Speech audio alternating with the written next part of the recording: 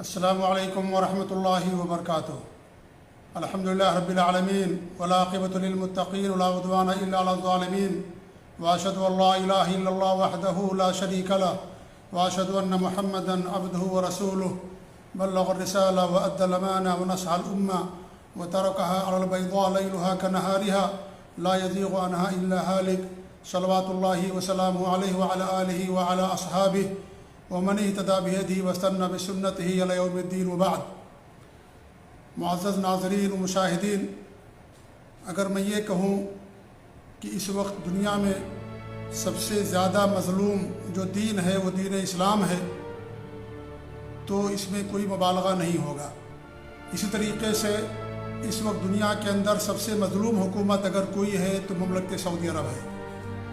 ہر ایرا غیرہ نتو خیرہ مملکت سعودی عرب کو مشورے دیتا پھرتا ہے، تحریر کے ذریعے سے، تقریر کے ذریعے سے، بیانات کے ذریعے سے ہر کوئی شخص انہیں مشورہ دیتا ہوا نظر آتا ہے۔ جو شخص اپنے گھر کو نہیں چلا سکتا، گھر میں 3-4 لوگ ہیں ان کو نہیں چلا سکتا، اس میں لوگ ٹوٹ پھوٹ کا شکار ہیں، آپس میں رنجش اور عداوت ہے، وہ لوگ ایسے لوگ مملکت سعودی عرب کو مشورہ دیتے پھرتے ہیں۔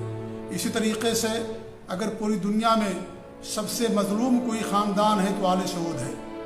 انہوں نے اسلام کی اخلاص کے ساتھ اتنی خدمت کی، دین کی، حرمین شریفین کی، لیکن افسوس یہ ہے کہ انہیں دنیا میں ان کے ان خوبیوں کا اور ان کے ان خدمات اور کارناموں کا بدلہ لوگ انہیں الزام تراشیوں سے دیتے ہیں۔ کوئی انہیں منافق کہتا ہے تو کوئی انہیں یہودی کہتا ہے، کوئی انہیں کافر کہتا ہے، کوئی ان پر لعنت بھیجتا ہے، کوئی انہیں جہنم کا سرٹیفکیٹ دیتا ہے۔ ایسے لوگوں کی تعداد بہت زیادہ ہے اور آپ لوگ سوشل میڈیا میں دیکھتے اور سنتے رہتے ہیں۔ ابھی میرے پاس ایک کلپ آئی ہے، بہار کے ایک صاحب ہیں جن کا نام ہے عبداللہ سالم۔ یہ تو دیوبندی ہیں، انہیں چترویدی بھی لکھا جاتا ہے، اور حیرانگی کی بات تو یہ ہے کہ یہ بہار، کلکتہ اور بنگال کے اہل حدیث اس چیزوں کی زینت بنتے ہیں اور انہیں باقاعدہ خطابت کے لیے وہاں بلایا جاتا ہے۔ ابھی ان کی ایک کلپ میرے پاس آئی جو ویڈیو کلپ ہے، جس میں انہوں نے آل سعود کو یہودی قرار دیا کہ یہودی کی اولاد ہیں، اور اس طریقے سے بہت زیادہ غلط بیانی سے، الزام تراشی سے انہوں نے کام لیا۔ میرے پاس جس نے یہ بھیجی ویڈیو، انہوں نے کہا کہ ان پر رد ہونا چاہیے کیونکہ لوگ ان سے دھوکہ کھا رہے ہیں، اور اہل حدیث لوگ انہیں اپنے اسٹیج پر بلاتے ہیں اور باقاعدہ یہ وہاں پر تقریریں بھی کرتے ہیں۔ اس لیے میں نے فرض سمجھا کہ حق کا دفاع کیا جائے اور حق کو لوگوں کے سامنے بیان کیا جائے۔ یہی میری سب سے بڑی کمزوری ہے کہ میں باطل کو برداشت نہیں کر سکتا، اور حق کا دفاع کرنے کے لیے میں میدان میں اتر جاتا ہوں۔ آج کی جو ہماری ویڈیو ہے اسی سے متعلق ہے کہ ان کی غلط بیانی اور الزام تراشی سے متعلق۔ انہوں نے تو دعویٰ تحقیق کا کیا کہ اگر میری ایک بات بھی جھوٹی ہو مجھے ہتھکڑی لگا کر کے جیل میں ڈال دیا جائے۔ میں نے تحقیق کی ہے، تحقیق کے بعد ہی ساری باتیں کر رہا ہوں۔ حالانکہ سچائی یہ ہے کہ ان کی ایک بات بھی تحقیق کے ترازو میں پوری نہیں اترتی۔ ان کا جو کچھ بھی ان کے پاس علم ہے، جو کچھ بھی ان کی معلومات ہیں، وہ سب کے سب یہودی، صہیونی، خوارج، روافظ اور فارسی اور اس طریقے کی جو صوفیاء ہیں، اہل بدعت ہیں، اور جو سعودی عرب کے حاسدین اور معاندین ہیں، وہی چینل اور اسی میڈیا سے انہوں نے کچھ معلومات حاصل کیے ہیں جو سراسر ظلم اور زیادتی پر مبنی ہے، اور اس میں حقیقت سے دور دور کا کوئی واسطہ نہیں ہے۔ انہوں نے کہا کہ سعودی عرب کا نام پہلے جزیرۃ العرب تھا۔ کتنا بڑا جھوٹ اور کتنا بڑا یہ حدیث سے بھی ناواقفیت کی دلیل ہے اور تاریخ سے بھی ناواقفیت کی دلیل ہے۔ سعودی عرب کا کبھی بھی نام جزیرۃ العرب نہیں تھا۔ سعودی عرب کا نام پہلے مملکت الحجاز و نجد و ملحقاتها تھا۔ سن 1932 میں اس کا نام المملکۃ العربیہ السعودیہ پڑا ہے۔ المملکۃ السعودیہ العربیہ، یہ سن 1932 میں اس کا نام پڑا۔ پہلے اس کا نام مملکت الحجاز و نجد و ملحقاتها تھا، کبھی بھی اس کا نام جزیرۃ العرب نہیں تھا۔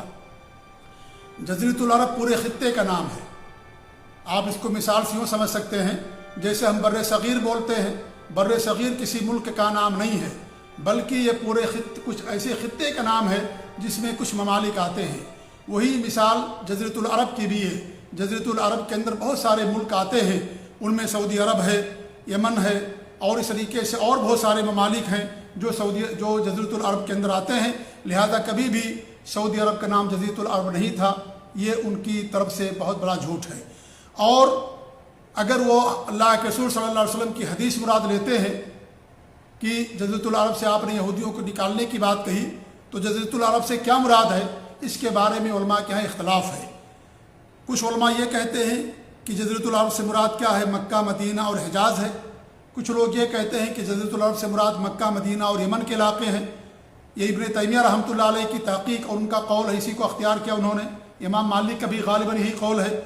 اور ایک قول یہ ہے کہ پوری خلیج عربی، پورے عرب کے لوگ، جس میں قطر، یمن، حتیٰ کہ مصر بھی، اور فلسطین اور سیریا، جارڈن، یہ سارے کے سارے علاقے جزیرۃ العرب کہلاتے ہیں۔ امام ابن باز رحمۃ اللہ علیہ نے اسی کو راجح قرار دیا ہے۔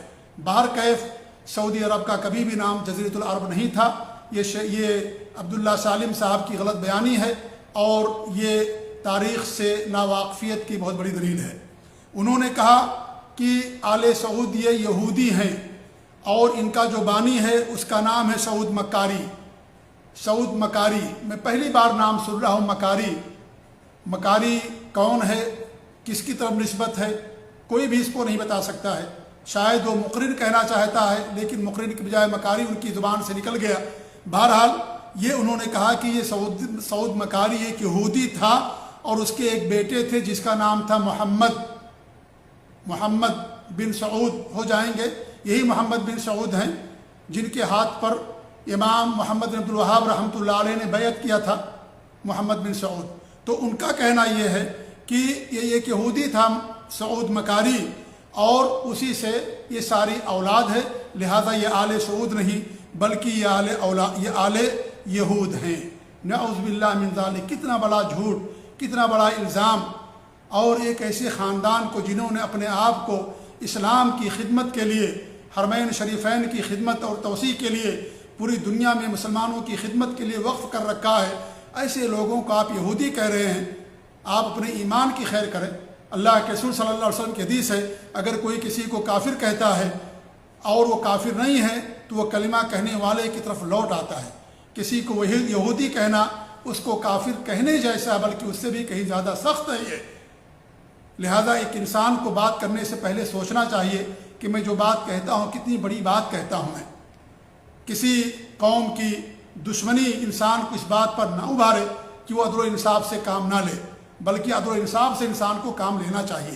اللہ تعالیٰ کے ارشاد ہے، وَلَا يَجْرِمَنَّكُمْ شَنَآنُ قَوْمٍ عَلَىٰ أَلَّا تَعْدِلُوا اعْدِلُوا هُوَ أَقْرَبُ لِلتَّقْوَىٰ۔ قوم کی دشمنی تمہیں اس بات پر نہ ابھارے کہ تم عدل و انصاف کا دامن چھوڑ دو، عدل و انصاف سے کام لو، یہی تقویٰ کے قریب ہے، بلکہ یہی تقویٰ ہے۔ وَاتَّقُوا اللَّهَ إِنَّ اللَّهَ خَبِيرٌ بِمَا تَعْمَلُونَ۔ اللہ تعالیٰ سے ڈرو، اللہ تعالیٰ جو تم کچھ کرتے ہو خبر رکھنے والا ہے۔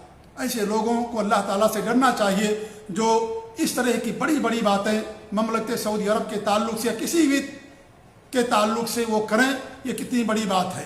میرا سوال یہ ہے کہ اگر یہ یہودی ہیں تو ہر سال مملکت سعودی عرب کی طرف سے پوری دنیا کے لوگوں کو، چاہے مسلمان ممالک ہوں یا غیر مسلم ممالک ہوں، وہ لوگ اپنے خرچ پر حج پر بلاتے ہیں، اور اس میں اکثر تعداد ان لوگوں کی ہوتی ہے جو ان کے مخالفین ہوتے ہیں، جو ان کے عقیدے اور منہج پر نہیں ہوتے ہیں، ان کو بلاتے ہیں۔ ہمارے ملک ہندوستان سے بھی ایسے ہی لوگوں کی تعداد زیادہ رہتی ہے جو ان کے عقیدے اور منہج ان کے خلاف ہیں، انہیں گالیاں دیتے ہیں اور ان کو بدنام کرتے ہیں، ان کے خلاف سازشیں کرتے ہیں، ان کے خلاف لکھتے رہتے ہیں۔ بیچارے جو اہل حدیث اور سلفی ہیں انہیں تو بہت کم ملتا ہے، بڑی سفارشیں کرنی پڑتی ہے۔ 95% تو ایسی لوگ پوری دنیا سے آتے ہیں جو ان کے عقیدے اور منہج کے خلاف ہوتے ہیں۔ تو جب یہ یہودی ہیں، یہودی کی اولاد ہیں، تو پھر ان کے ذریعے آپ کیوں حج کرنے کے لیے آتے ہیں؟ آپ ان کی دعوت کو کیوں قبول کرتے ہیں؟ یہ تو یہودی ہیں آپ کے بقول۔ اس طریقے سے آپ دیکھیے، جب سعودی عرب کے سابق فرمانروا خادم الحرمین الشریفین ملک فہد بن عبدالعزیز رحمۃ اللہ علیہ نے مدینہ کے اندر مجمع الملک الفہد لطباعت المصحف الشریف قائم کیا، اور یہ دنیا کا سب سے بڑا مطبع ہے جہاں سے قرآن کریم کی خدمت کی جاتی ہے، اور دنیا کی بڑی بڑی زبانوں میں قرآن کریم کی تفسیر کی گئی، اس کے ترجمے کیے گئے، اردو زبان کے اندر بھی دیگر زبانوں میں بھی۔ اگر یہ یہودی ہیں تو میرا سوال یہ ہے کہ پھر آپ کے علماء نے یہاں سے مجمل ملک فہد سے کیوں اپنی تفسیر کو تباہ کرایا اور دنیا کے اندر اس کو عام کرانے کی کوشش کی، اور جب اس تفسیر پر قدغن لگائی گئی، اسے بند کیا گیا، تو پھر آپ نے واویلا کیوں مچایا گیا؟ اور اس کے بدلے جب ایک تفسیر جو سلف صالحین کے عقیدے اور منہج کے مطابق ہے، احسن البیان، جسے پاکستان کے ایک بڑے عالم دین علامہ صلاح الدین یوسف رحمۃ اللہ علیہ نے جس تفسیر کو لکھا تھا، اس تفسیر کو جب یہاں سے شائع کیا گیا، اور وہ تفسیر جس میں اللہ رب العالمین کے عرش پر ہونے کی غلط تعویل کی گئی، صفات کی تعویل کی گئی غلط، اور غلط معنی بیان کیا گیا، انکار بھی کیا گیا، اور غلط تفسیر جو تھی جب اس کو یہاں سے ختم کیا گیا، تو آپ نے اتنا واویلا کیوں مچایا، اتنا ہنگامہ کیوں مچایا، جب یہ یہودی ہیں اور یہودی کی اولاد ہیں؟ اگر یہ یہودی اور یہودی کی اولاد ہیں تو کیوں؟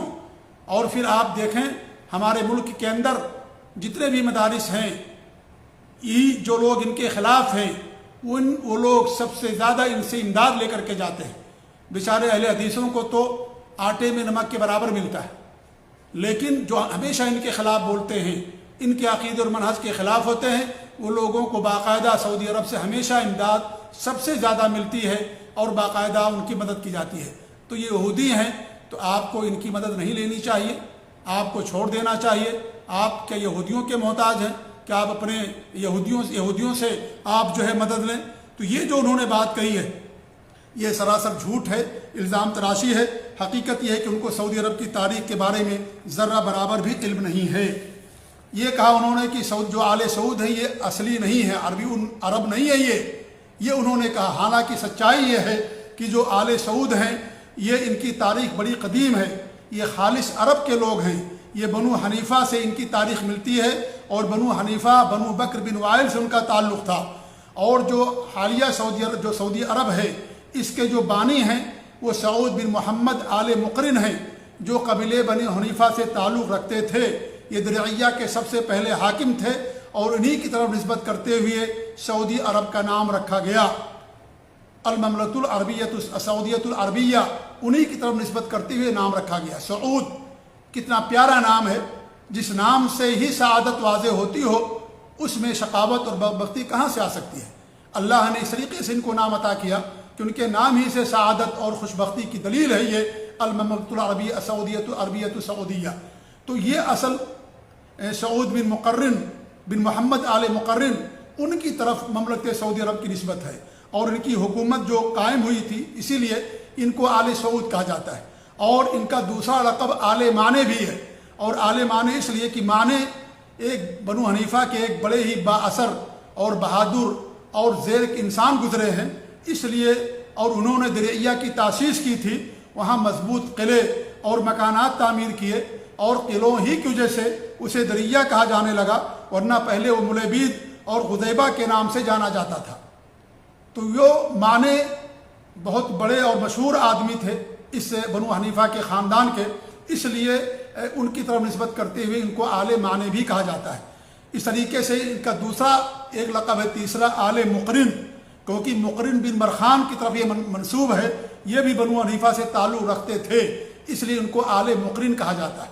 یہ تینوں جو نسبتیں ہیں لوگوں نے بھلا دی ہیں، یا ان تینوں نسبتوں کو سے یاد کرنے کے بجائے انہیں لوگ آل یہود کہتے ہیں، آل سلول کہتے ہیں، منافق کہتے ہیں، یہودی کہتے ہیں، اور نہ جانے کیا کیا کہتے ہیں۔ ہم کہتے ہیں آپ کہتے رہیے، ان کے میزان حسنات ہی میں اضافہ ہوتا ہے، اللہ تعالیٰ ان کے درجات ہی کو بلند کرتا ہے۔ آپ ان کی غیبتیں کرتے ہیں، ان کی چغلخوریاں کرتے ہیں، اور ان کے خلاف سازشیں کرتے ہیں، الزام تراشیاں کرتے ہیں، اللہ تعالیٰ ان کے مقام کو بلند کرتا ہے، اور اس طریقے سے اللہ تعالیٰ ان کے جو وفات پا گئے ان کے دروازے کے عمل کے دروازے کو بھی اللہ رب العالمین نے کھول رکھا ہے، اور ان کے اعمال کے اندر نیکیوں کے اندر اضافہ ہوتا رہتا ہے۔ آپ لوگ اپنے ایمان کی خیر منائیں۔ تو بہرحال یہ ان کی مختصر تاریخ ہے، اور ان کا 3 دور ہے۔ پہلا دور جو سعود بن محمد آل مقرن سے شروع ہوتا ہے، سن 1718 عیسوی کے اندر ان کو وہاں حکومت ملی، اور یہ حکومت 100 سال تک 1818 تک قائم رہی. یہ 100 سال تک جو یہ حکومت قائم تھی. اور انہی کے جو تیسرے حکمراں تھے محمد بن سعود بن محمد، انہی کے ہاتھ پر جا کر کے 1744 میں امام الدعوہ مجدد دین و ملت امام محمد بن عبد الوہاب رحمۃ اللہ علیہ نے جا کر کے بیعت کیا تھا. اور جب انہوں نے بیعت کیا تو شرک اور بت پرستی کے اڈے تھے، ان تمام چیزوں کو انہوں نے درعیہ سے ختم کیا اور اس طریقے سے علماء کی قدر کی اور توحید اور سنت کی کتابوں کی نشر و اشاعت کی. اور پوری دنیا سے لوگ اس علاقے کا رخ کرنے لگے علماء، اور انہوں نے علماء کو جگہ دیا اور اس طریقے توحید و سنت کا غلغلہ ہوا، بول بالا ہوا. جو شرک اور بدعت و خرافات تھی اس کا دائرہ سمٹتا جا رہا تھا، یہاں تک کہ اس حکومت کو اس ترکیوں نے کئی مرتبہ ختم کرنے کی کوشش کی، لیکن آخری بار سن 1818 میں مصر کے والی مصر ابراہیم پاشا کے ذریعے سے انہوں نے اس حکومت کو ختم کیا. یہ ان کا دور 100 سال تک تھا. دوسرا دور 1824 سے لے کر کے 1891 تک پر مشتمل ہے. یہ 67 سال تک یہ دور چلا، یہ حکومت چلی. اسے بھی ختم کر دیا گیا. جو حائل کے حاکم تھا جس کا نام تھا ابن رشید، اس نے ان کی حکومت کو ختم کیا. اور یہ لوگ ابھی جو یہاں کے فرمانروا ہیں، ان کے جو والد تھے عبدالعزیز، چھوٹی سی ان کی عمر تھی، ان کے دادا تھے عبدالرحمن جن کی حکومت تھی. اور یہ حکومت دوسری بار 67 سال تک چلی. پھر یہ لوگ کوئے چلے گئے. اس کے بعد تیسرا جو ان کا دور ہے، یہ ان کی تاریخ کا سب سے سنہرا دور ہے. اور یہ دور جو ہے 1902 سے لے کر کے اب تک یہ قائم ہے اور انشاءاللہ قیامت کی آخری صبح تک قائم رہے گا. ہمارے اللہ تعالیٰ سے دعا ہے کہ اللہ رب العالمین کی حکومت کو قیامت تک باقی رکھے. ان کے جو معاندین ہیں، حاسدین ہیں، اللہ تعالیٰ ان کو غارت کرے، ان کو برباد کرے، اور اس حکومت کو اللہ تعالیٰ قیامت کے آخری صبح تک قائم رہے. اللہ تعالیٰ ان کی مدد کرنے والا ہے. ان کے سب دشمن ہیں، لیکن اس کے باوجود یہ الحمدللہ یہ حکومت آج بھی قائم ہے اور ترقی کے منازل دن بدن طے کرتی جا رہی ہے اور طے کرتی جائے گی. تو ان کا تیسرا دور ہے سن 1902 سے لے کر کے اب تک تقریباً 119 سال گزر چکے ہیں. یہ حکومت ابھی بھی قائم ہے. اور تینوں دور اگر ملا لیا جائے تو 265 سال کا دور بنتا ہے. دنیا میں اس وقت اس سے بڑی اور پرانی کوئی حکومت نہیں ہے. 265 سال تقریباً اس کے آس پاس سمجھ لیجیے اس حکومت کے پر قائم ہوئے گزر گئے. دو مرتبہ ان کی حکومتیں مشرکین نے، بت پرستوں نے، اور اس طریقے سے جو صوفیاء ہیں یا جو قبر پرست لوگ ہیں، ان لوگوں نے ان کی حکومتوں کو ختم کیا. لیکن اللہ رب العالمین نے ان کی حکومتوں کو واپس بھی کرتا رہا اور تیسری بار ان کو حکومت ملی جو آج تک قائم ہے. تو یہ مختصر سی تاریخ ہے جو میں نے آپ کے سامنے یہاں کے حکومت کے بارے میں پیش کیا ہے. انہوں نے ایک بات اور کہی جو کتنا بڑا جھوٹ ہے. انہوں نے کہا کہ میں نے ہر بات تحقیق سے کہی ہے، حالانکہ میں کتنا بڑا جھوٹ وہ کہتے ہیں کہ سن 1519 میں برطانیہ سے معاہدہ ہوا. 1519 میں اس حکومت کا برطانیہ سے کیا ہوا؟ معاہدہ ہوا اس حکومت کے لیے. میرے بھائی یہ حکومت 1519 میں تھی ہی نہیں. اس حکومت یہ سب سے پہلی بار جب یہ حکومت آئی، میں نے بیان کیا کہ سن 1718 میں پہلی بار یہ حکومت قائم ہوئی 1718 میں. اور آپ کہتے ہیں کہ 1519 میں برطانیہ سے ان کا معاہدہ ہوا. اس وقت تو دنیا کے اندر تھے ہی، ان کی حکومت ہی قائم نہیں تھی. 1519 کی آپ نے بات کہی ہے، اس وقت ان کی حکومت تھی ہی نہیں. آپ خود اندازہ لگائے کہ کتنا بڑا جھوٹ ہے یہ. میں سمجھا کہ شاید یہ ان کی زبان سے چیز ادا ہو گئی ہوگی. ہو سکتا ہے اس سے مراد وہ سعودی عربی تاریخ لے رہے ہوں.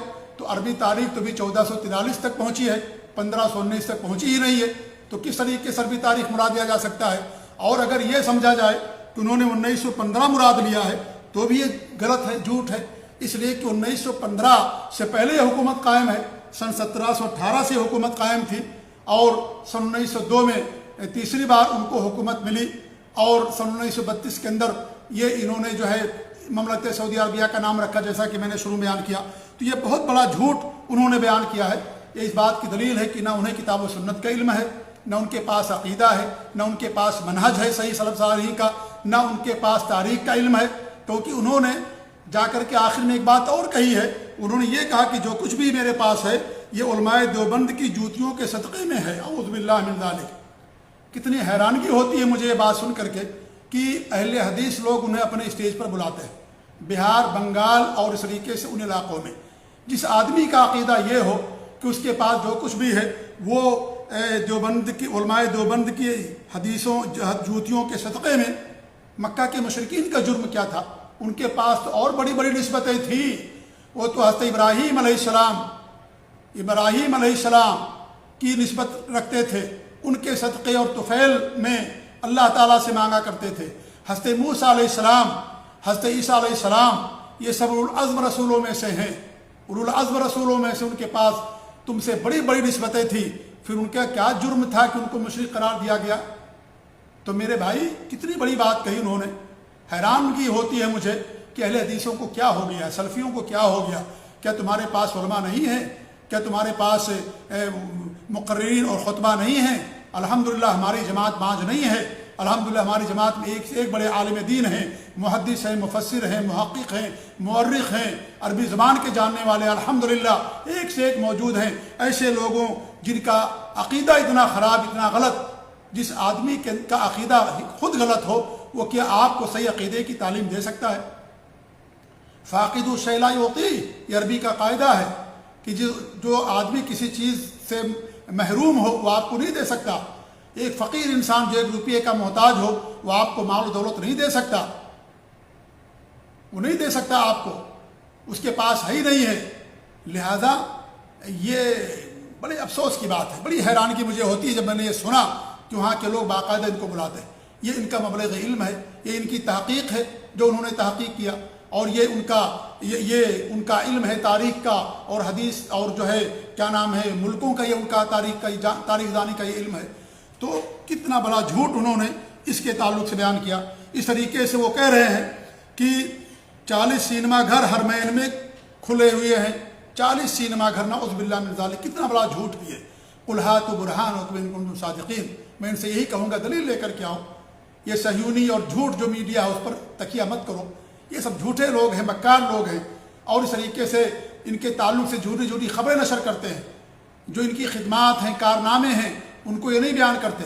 ابھی آپ دیکھیے یہاں کے بڑے عالم دین ہیں صالح الوحیدان حفظہ اللہ، جو بیمار ہیں، پہلے یہاں کے جو قاضی القضات تھے وہ بیمار ہیں، ان کی عیادت کرنے کے لیے ملک سلمان حفظہ اللہ جاتے ہیں۔ خود ملک سلمان بیمار ہیں لیکن پھر بھی ان کی عیادت کرنے کے لیے مستشفیٰ ہاسپٹل تشریف لے گئے ملک سلمان حفظہ اللہ، اللہ تعالیٰ ان کی عمر میں برکت عطا فرمائے۔ آپ دیکھیں علماء سے محبت، علماء کی قدر، علم کی قدر کس طریقے سے یہاں پر ہے۔ ان کی عیادت کرنے کے لیے اتنے بڑے ملک کا سربراہ خود بیمار لیکن ان کی عیادت کرنے کے لیے آتا ہے۔ ایسی خبریں نہیں نشر کرتے ہیں، بدعات کے خلاف، شرک کے خلاف ان کے جو کارنامے دن بدن ہوتے رہتے ہیں ان چیزوں کو نشر نہیں کرتے ہیں لوگ۔ لہذا یہ جو انہوں نے کہا ہے سراسر جھوٹی بات ہے۔ کہیں بھی حرمین شریفین کے اندر کوئی بھی سینما گھر نہیں کھلا ہوا ہے، یہ سب جھوٹ ہے، ایک دم جھوٹ ہے، یہ ایک دم باطل ہے، اس کا حقیقت سے دور دور کا بھی کوئی واسطہ نہیں ہے۔ یہاں تک انہوں نے کہا کہ مندر بنائے جا رہے ہیں اور شیرہ نیاز کیا گیا ہے، بدر کے اندر جو ہے مندر بنائے جا رہے، منادر، جمع کا لفظ استعمال کیا، منادر نہیں، بہت سارے مندر بنائے جا رہے ہیں، شیرہ نیاز کیا گیا۔ میں ان سے پوچھنا چاہتا ہوں کیا شیرہ نیاز کے اندر آپ حاضر تھے؟ ہم تو یہ سعودی عرب کے اندر رہتے ہیں، ہمیں پتہ نہیں چلا اور نہ کسی کو معلوم ہے۔ تم یہ کہتے ہو کہ شیرہ نیاز کیا گیا، تو کیا وہ تم شیرہ نیاز کے اندر آئے تھے؟ اس کے اندر تمہاری شرکت ہوئی تھی؟ نعوذ باللہ، کتنی بڑی بات تم نے کہہ دی، کتنا بڑا جھوٹ بول دیا مملکت سعودی عرب کے اوپر، یہاں کے بادشاہوں کے اوپر۔ تو اس طریقے سے یہ لوگ جو ہے اس طرح کے جھوٹ بولتے رہتے ہیں۔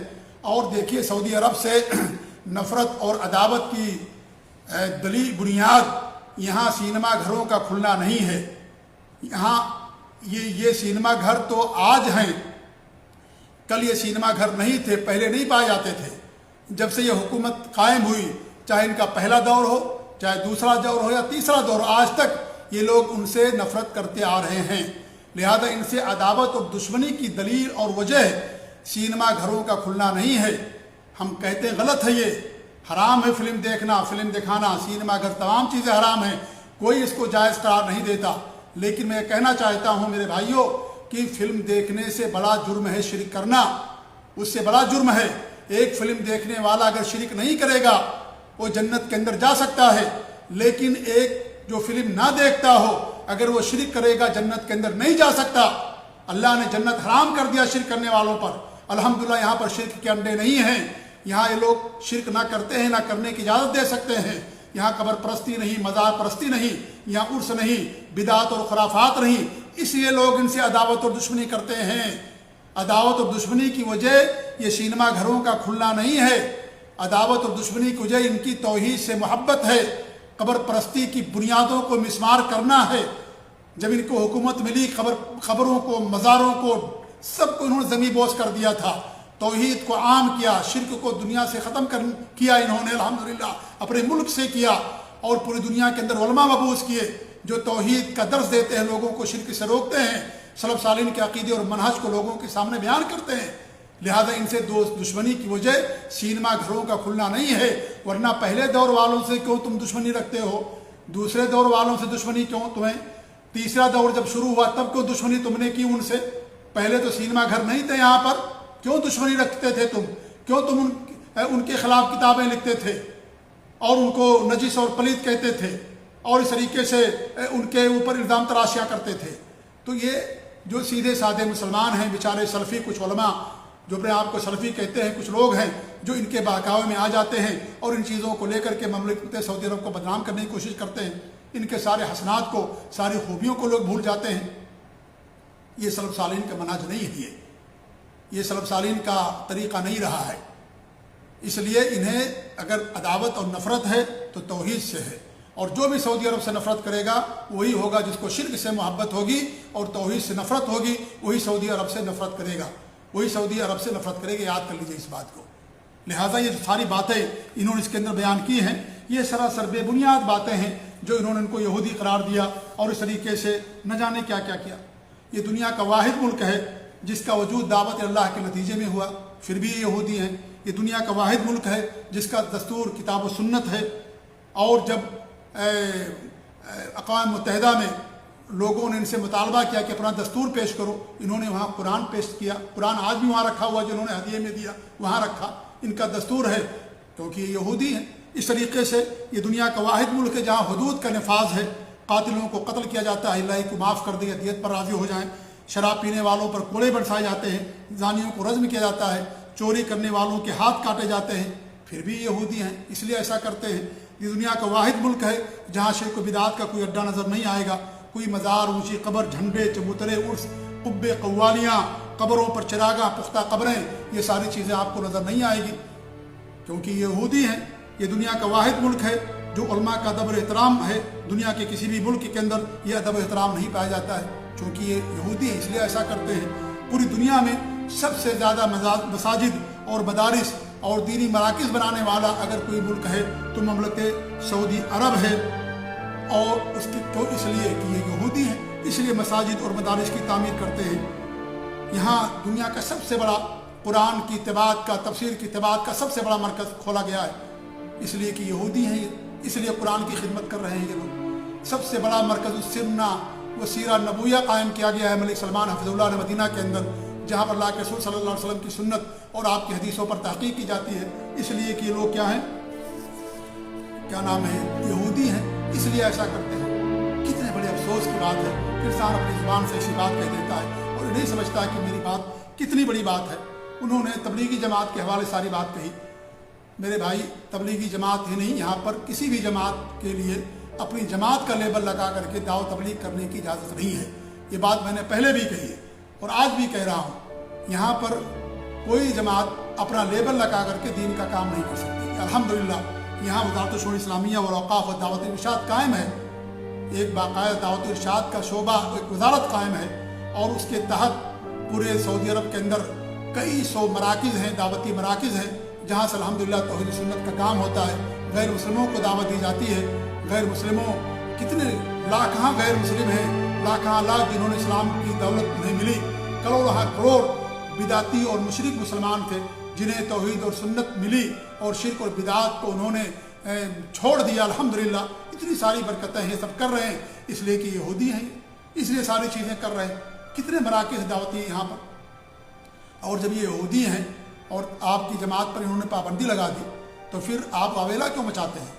भाई यहूदी क्या करेगा? यहूदी इस्लाम पर पाबंदी लगाएगा, कुरान पर पाबंदी लगाएगा, दीन पर पाबंदी लगाएगा। जब ये यहूदी हैं तो आप वावेला क्यों मचा रहे हैं? آپ شور ہنگامہ کیوں کر رہے ہیں؟ پہلی بات تو یہ کہ انہوں نے کوئی پابندی نہیں لگائی ہے، یہاں ہر جماعت پر پابندی، کوئی بھی جماعت، نہ یہاں پر کوئی جماعت رجسٹرڈ ہے جیسا کہ ہمارے ملکوں کے اندر ہوتا ہے، نہ کوئی بھی جماعت اپنا لیبل لگا کر کے یہاں دین کا کام نہیں کر سکتی۔ یہ تو صرف انہوں نے ان کی جو تبلیغی جماعت کی خطرناکیاں، ان کے برے عقائد اور ان کی گمراہیاں ہیں، ان کو بیان کرنے کے لیے انہوں نے کہا ہے، اور اس سے پہلے 4 مرتبہ یہ چیز ہو چکی ہے، 1420 میں، 1424 میں، 1427 میں، 1441 میں، یہ چیزیں یا 40 کے اندر ہو چکی، اور ابھی 5ویں بار ایسا ہوا ہے۔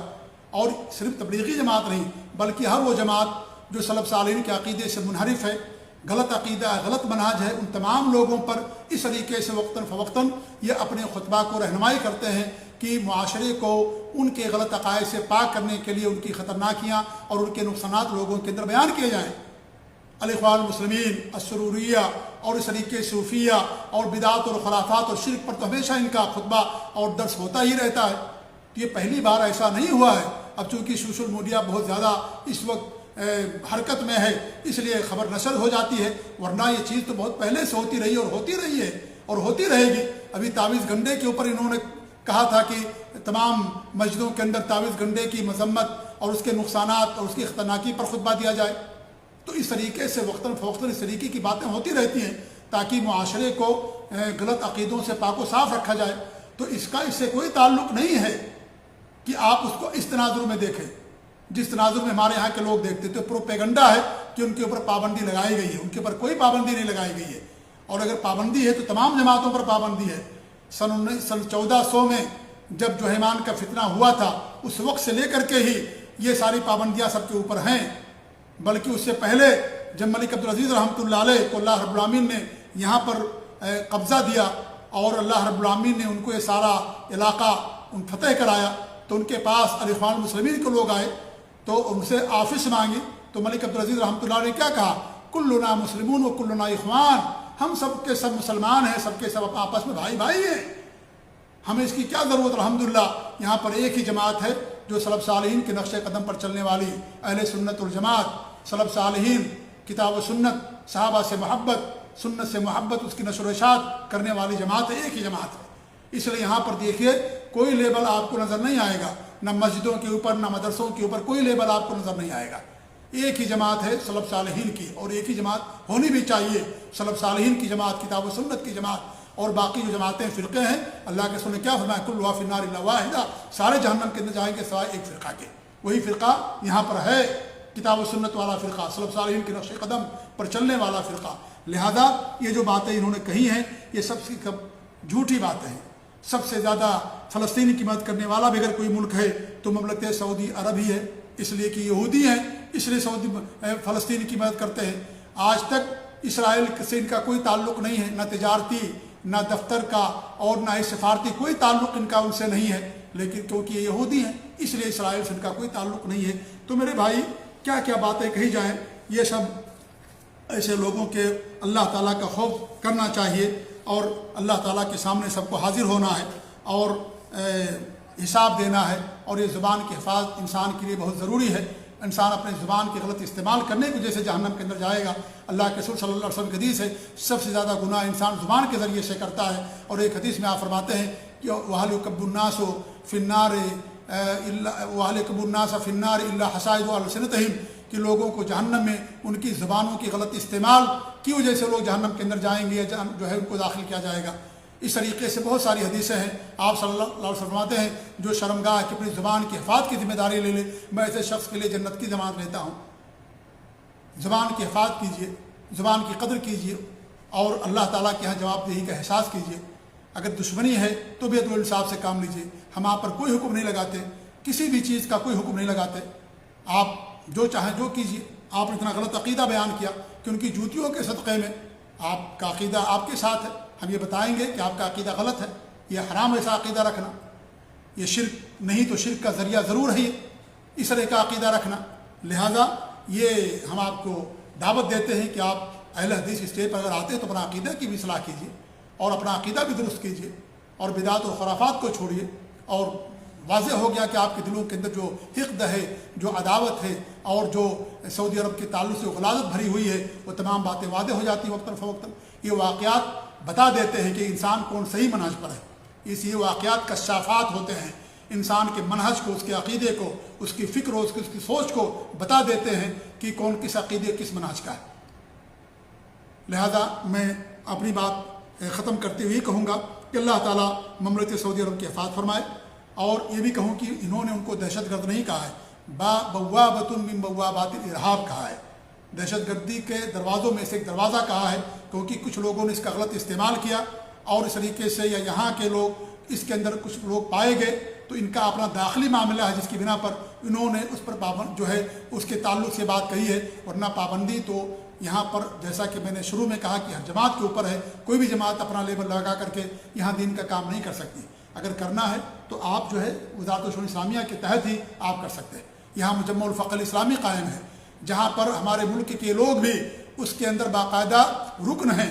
سوال یہ کہ یہودی ہیں یہ، تو پھر مجمع الفقہ الاسلامی کے اندر کیوں رکن ہیں؟ کیوں لوگ وہاں سے حج کرنے کے لیے آتے ہیں؟ کیوں یہاں پر رکن ہیں مجمع الفقہ الاسلامی کے؟ کتنی بڑی بات کہی، اللہ تعالیٰ انہیں ہدایت دے، اللہ مجھے بھی ہدایت دے، اللہ تعالیٰ ہم سب کی اصلاح فرمائے، آمین۔ اور اللہ تعالیٰ اس پورے سعودی عرب کی اللہ تعالیٰ حفاظت فرمائے، اللہ تعالیٰ انہیں اور دین کا کام کرنے کی توفیق دے، اللہ تعالیٰ ان کو اور مزید ترقی عطا فرمائے۔ یقیناً معاصی ہیں، منکرات ہیں، کچھ گناہ ہیں، اس میں کوئی شک نہیں ہے کہ پایا جاتا ہے، لیکن ہمارے اندر بھی خامیاں ہیں، ہمارے معاشرے کے اندر بھی خامیاں ہیں، اور ہمارے اندر بھی خامیاں پائی جاتی ہیں۔ لہذا انسان کو تو انصاف سے کام لینا چاہیے۔ اگر آپ کے والدین، آپ کے گھر والے کوئی غلط کام کرتے ہیں، آپ اسے روڈوں پر نہیں بیان کرتے، ان کی اصلاح کرنے کی کوشش کرتے ہیں۔ اس لیے اصلاح کا طریقہ یہ ہے کہ آپ ان کے کان میں کہیں، خاموشی سے ان کی اصلاح کرنے کی کوشش کیجیے۔ اس طرح کی باتیں کرنا، یہ سب جو ہے ہنگامہ کھڑا کرنا ہے اور حکومتوں کے خلاف لوگوں کو رغلانا ہے، یہ خوارج کی پہچان ہے، یہ سلف صالحین کے نقش قدم پر چلنے والوں کی پہچان قطعاً نہیں ہو سکتی ہے، نہ کبھی رہی ہے اور نہ کبھی ہوگی۔ اللہ تعالیٰ ہم سب کو ہدایت دے، آمین۔ مبارک اللہ فیکم و جزاکم اللہ خیر۔ ہم سب کا شکریہ ادا کرتے ہیں جن جن لوگوں نے بھی ہماری گفتگو سنی، اور ہم گزارش یہی کریں گے کہ آپ اس کو عام کریں تاکہ حق واضح ہو اور باطل کا دائرہ تنگ ہو اور لوگوں کو حق بات پہنچے۔ جزاکم اللہ خیر، السلام علیکم ورحمۃ اللہ وبرکاتہ۔